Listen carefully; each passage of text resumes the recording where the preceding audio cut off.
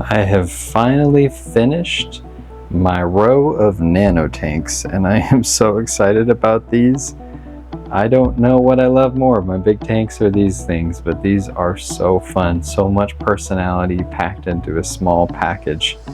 My name is Jake, and this is my channel Wish List, and I am so excited to share with you guys my new nano tanks.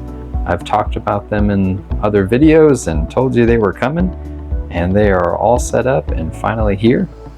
Last time I had these on film, I think there was just a row of empty glass boxes. So starting with this one right here, this is, this is a family argument right now. Whose tank is this? This is my daughter's betta fish, but she had the SpongeBob tank, and I think that the substrate in that tank was killing her fish, because it was just painted and nasty, and I just hated it, and the fish always seems sluggish and unhealthy. And so I told her, I was like, well, I am going to build you a tank, and it is going to be beautiful, and it is going to be amazing, and we're going to put your betta in it. So I am setting the record straight once and for all. This is my daughter's betta fish, but this is my tank. So Sarah, if you're watching, you know whose this is. So anyway, she's not going to watch this, but it's a beautiful planted tank, and it's got also 3 thread fin rainbows in it that I had kind of floating around, and they were originally in one tank and they were just getting bounced around, and I thought I'd try them out here, and I think they're going to be okay, and they seem to be doing just fine. This is a 6-gallon cube. I got it at the sale from Petco, so it wasn't too expensive of a tank, and it kind of shows, it seems a little thin, the glass does, but so far no issues, and it's sitting on a flat surface on a pad, so I think we're going to be all right. I have one of the new Fluval hang on the backs on there, just the nano version, as well as a twin star light. I just discovered these lights, and they are awesome. Bright little lights, not very expensive, and they light the tank really well. This tank is the first one of the row that is starting to grow some algae. Today I added a mono shrimp and some mystery snails and some horned nearite snails in here, and I'm hoping just a decent little cleanup crew is just going to help keep the algae at bay. I may need to just turn down the light, which is usually what I end up doing. But we will see how that goes. Also, we'll see how the mono shrimp do with the betta. They're decent size. I mean, they're almost the size of threadfin rainbows, but I don't know, I've seen them kind of chase them around already. Lots of different kinds of plants in this tank, mostly low-tech plants. I'm hoping for the plants that would probably benefit from CO2, I'm hoping that a nutrient-rich substrate as well as a decent light will be enough. There's some water spangles on the top that I just added today that I've never had those before, so we'll see how they grow. But yeah, a little bit of algae starting to form. The sand on the bottom is the gold sunset, what is it? It's the Carib Sea golden sand, beautiful sand, but underneath that there is some fluval stratum to help with the roots. And there's a couple different kinds of plants, some Amazon microsorts, just microsorts on the bottom, as well as some dwarf sage. A few other plants, some Java fern on this piece of wood here. Anyway, yeah, lots of different cool things, but I thought that this turned out very well. I have kind of a time-lapsed video on it, as well as all the other tanks to show how I set them up. But gotta move on. There's other tanks here to talk about. This one just got this finalized today by adding these shrimp. These are King Kong panda shrimp. This is my first go at the Cardina shrimp. I have a ton of Neocardina, and those are pretty easy to keep, and I decided I've got an RO filter, so why not try some Cardina shrimp. So just a 2.5 gallon cube, I believe. I can't remember the brand.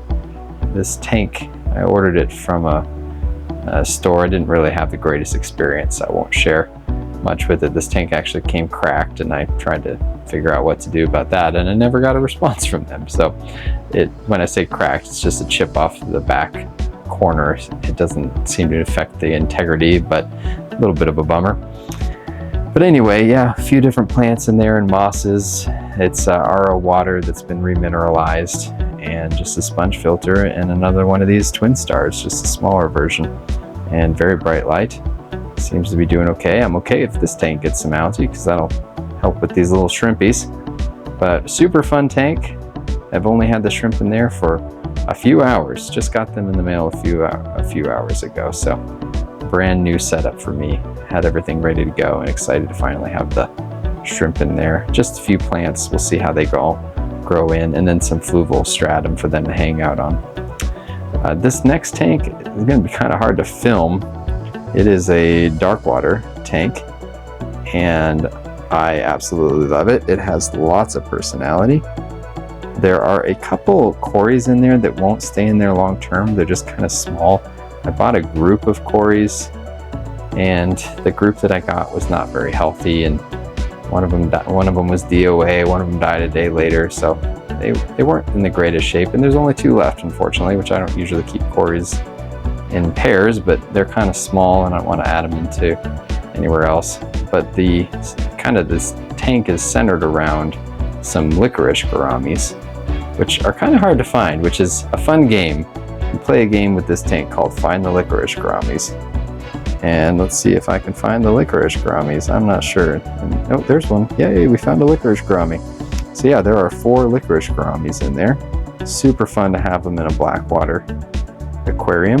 Lots of botanicals in there, some moss, cool little stick structure.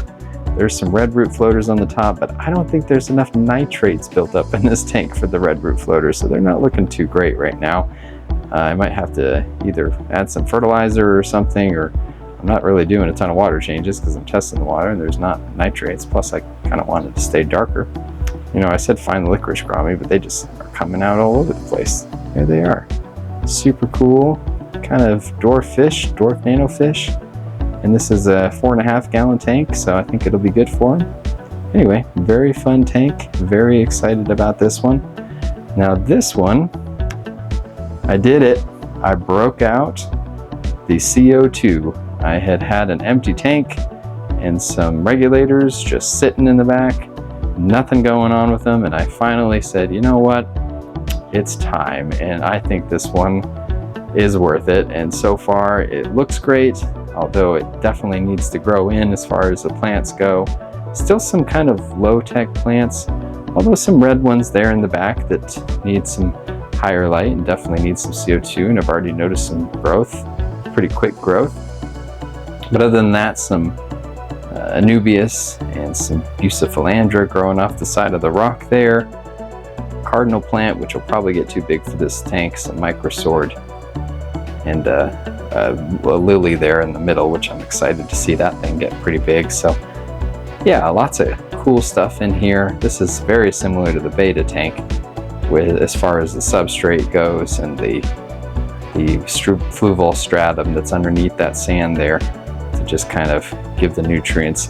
The plants that I got, I ordered them, and man, they took a trip around the United States. I don't know what was going on with the weather, but the plants went from California to Boston to Indianapolis to Virginia, so they're well-traveled plants. Unfortunately, they were late, and so you'll see, especially like the microswords, there's some kind of dead leaves on there that will take a little while to kind of get them all parsed out of there. So this is definitely the beginning stages of this tank, but with the CO2, I'm excited to see how it turns out. As far as the fish or what's in there, there are some CPDs, as well as some mystery snails, some Amano shrimp, and some horned neurite snails. So that's what's hanging out in here. I actually just got those today along with some of the plants and with the shrimp. So really excited about that, and excited to see this tank grow in. Now this last tank is another dark water aquarium that I'm hoping I'll be able to film. Also hoping that the inhabitants decide to make an appearance, which I hope they cooperate. This is another one I got at the Petco sale, so I'm a little nervous. It's a 14-gallon, but very thin glass, but we will try it. See if I can find the fish. Oh, yep, see, look, man, these guys are so elusive. This is what they do. You don't know they're there, and then there they are. This is an Ivanacara adoqueta, or better known as the zebra acara. It is an amazing, beautiful dwarf cichlid and one of my favorites. And unfortunately, for the longest time, it has been hanging out in ugly tanks because I've been trying to breed it, and I've just been kind of letting it hang out, and you know, in hopes of breeding it and not giving it kind of a show tank. But it deserves a show tank. It is a beautiful fish. So there is a pair of them in here. They have laid eggs in the past, but I've never gotten them to hatch. And I thought they are kind of a blackwater fish, that if I built them a blackwater tank, that they would reward me and thank me with a batch of viable eggs and a whole bunch of babies.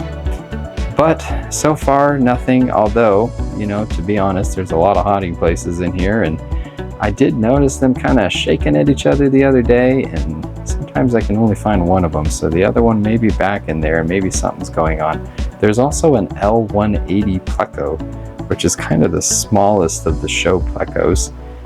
Good luck finding him. I knew when I put him in here I'd probably never see him again. Very small pleco, very cool pleco, only gets about 1.5 inches, so really awesome. Wild caught pleco. Maybe one day I'll see him again. That's a t-shirt that you buy when you get plecos. Well, at least the the show plecos anyway. Maybe for some of those, I haven't had that kind of bad luck with them, but some plecos, yeah, when you get them, you just kind of expect to never see them again. So yeah, this is my nano tank roll. I have a little more space on either end that I could potentially add another one. I'm thinking of doing something like that. I also have another plan to possibly add a couple 20 longs onto this countertop. I definitely enjoy having tanks on the countertop because it means I don't put crap on the countertop. My kids love this. My 3-year-old daughter has a stool that she sets up and just stands here in front of these tanks, and it's so cute. She's learning all the names of the fish, and she's walking around. Those are discus, and those are geophagus, and anyway, really fun to listen to a 3-year-old talk about fish. So she loves putting a stool up and just looking, and I don't think she's seen these shrimp today. Ooh, I'm so excited to show those to her. So I hope you enjoy my brand new nano tank row, and I am looking forward in the future to bringing you updates on how all the plants fill in, especially once they all get past their algae stages, and hopefully I can make my way through those stages and manage to keep it all at bay long enough to keep the plants. There's always that. If you've ever set up any tank, you always know there's the beautiful first stage, and then it starts getting algae, and then you wait about 3 or 4 months and be patient, and eventually you get there. So I'm very excited with how this turned out. Thanks a lot for watching, and I'll see you in the next one. Fish List out.